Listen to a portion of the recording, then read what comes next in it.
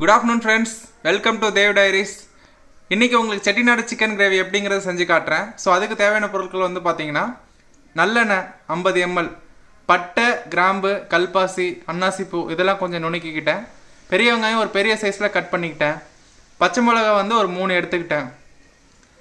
தனி மிளகாத்தூள் ஒரு 2 டேபிள் ஸ்பூனு, மல்லித்தூள் ஒரு 2 டேபிள் ஸ்பூனு, கரம் மசாலா ஒரு 2 டேபிள் ஸ்பூனு, இஞ்சி பூண்டு பேஸ்ட்டு கொஞ்சம், 3 தக்காளியை பேஸ்ட் பண்ணிக்கிட்டேன். 1/2 கிலோ சிக்கன் எடுத்துக்கிறேன். 2 ஸ்பூன் உப்பு.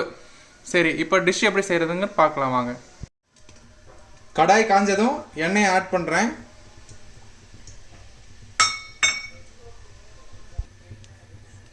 இப்போ இடித்து வச்ச பட்டை, கிராம்பு, கல்பாசி, அன்னாசிப்பூ அந்த இதெல்லாம் போடுறேன். அது போட்டதுக்கப்புறம் வெங்காயம்,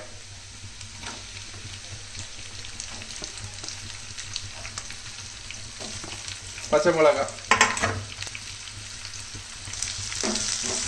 இப்போ இதை நல்லா வணக்கிறேன் எண்ணெயில்.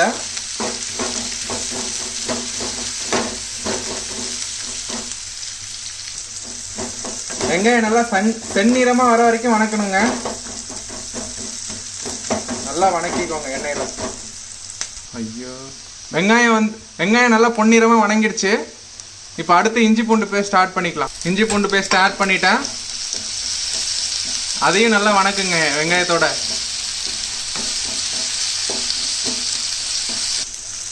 இஞ்சி பூண்டு பேஸ்ட்டையும் பச்சை வாசம் போகிற வரைக்கும் வணக்கிக்கணும் நல்லா. இஞ்சி பூண்டு நல்லா வணங்கிடுச்சு. இப்போ வந்து தக்காளி பேஸ்ட் ஆட் பண்ணுறேன்.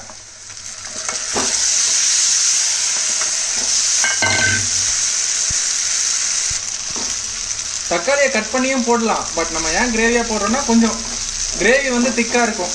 ஸோ சாப்பாட்டில் பசங்க சாப்பிடும்போது நல்லாயிருக்கும். சால்ட் 2 டேபிள் ஸ்பூன் போடுறேன். தக்காளி நல்லா வணங்கிடுச்சு. இப்போ சிக்கனை ஆட் பண்ணிக்கிறேன்.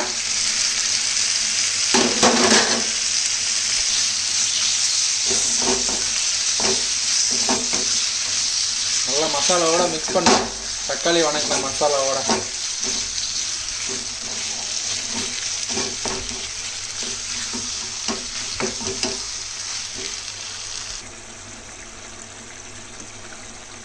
கரம் மசாலா 2 டேபிள் ஸ்பூன், மல்லித்தூள் 2 டேபிள் ஸ்பூன், தனி மிளகாத்தூள் 2 டேபிள் ஸ்பூன். இந்த மசாலாலாம் சிக்கனோடய போடும்போது உங்களுக்கு பச்சை வாசம்லாம் நல்லா போயிடும். அதுக்காக தான் இப்போயே ஆட் பண்ணுறது. தண்ணி ஒரு டம்ளர் ஆட் பண்ணிக்கோங்க. திக்காக இருக்கும் அப்போ தான். 2 டம்ளர் தண்ணி ஆட் பண்ணியிருக்கேன். கறி நல்லா வேகுங்கிறதுக்காக. ஸோ இப்போ வெந்துட்டுருக்கு கறி நல்லா. இப்போ நான் மூடி வைக்கிறேன் ஒரு 10 மினிட்ஸ்க்கு. கைஸ், இப்போ கிரேவி நல்லா கொதிச்சிட்ருக்கு. நல்லா சுண்டுற வரைக்கும் நான் கொதிக்க வைக்கலான் இருக்கேன். கைஸ், கிரேவி நல்லா கொதிச்சிருச்சு. மல்லித்தலை ஆட் பண்ணுறேன். வெந்துருச்சு சிக்கனு. கிரேவியும் நல்லா திக்காயிடுச்சு. கைஸ், டேஸ்ட்டு நல்லா இருக்குங்க. நீங்களும் ட்ரை பண்ணி எப்படி இருக்குன்ட்டு கமெண்ட்ஸில் சொல்லுங்கள். இந்த பட்டை, கிராம்பு, கல்பாசி, இஞ்சி பூண்டு, ஸோ நிறையா ஸ்பைசஸ் ஆட் பண்ணியிருக்கனால உங்களுக்கு கிரேவி நார்மல் கிரேவியோட நல்லாவே டிஃப்ரெண்ட்டான டேஸ்ட் கொடுக்கும். ஸோ ட்ரை பண்ணி பாருங்கள், கண்டிப்பாக நல்லாயிருக்கும். ட்ரை பண்ணிவிட்டு கமெண்ட்ஸில் உங்களோட ஃபீட்பேக் சொல்லுங்கள் கைஸ். Thank you guys.